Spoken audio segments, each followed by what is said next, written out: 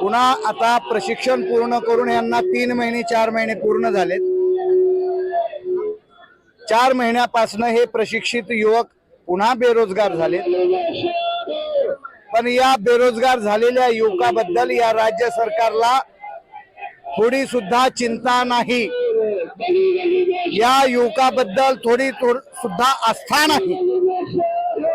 या नतद्रष्ट सरकारच्या विरोधामध्ये राज्यातल्या युवकांना कायमस्वरूपी रोजगार, मानधनामध्ये दुप्पट वाढ, या 2 मागण्या घेऊन गेले 1.5 महिना झाला एक कुटुंब या ठिकाणी आंदोलन करत होतं आणि कालपासून महाराष्ट्रातल्या 36 जिल्ह्यातून प्रशिक्षणार्थी युवक या ठिकाणी आंदोलन करतात। पण सरकार आम्हाला भेटायला यायला तयार नाही, आम्हाला भेटायला बोलवत नाही।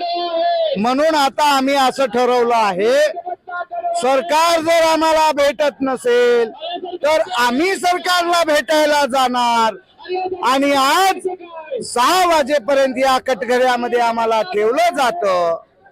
6 नंतर या आझाद मैदानातल्या कटघऱ्यातून आम्हाला जेव्हा बाहेर काढलं जातं तेव्हा आम्ही बाहेर जाणार आणि बाहेर जाऊन आम्ही सरळ विधान भवनाकडे जाणार आणि विधान भवनाकडे जाण्यासाठी जर आम्हाला पोलीस प्रशासनानं जर रोखठाम केली तर आम्ही प्रसंगी काट्या खाऊ।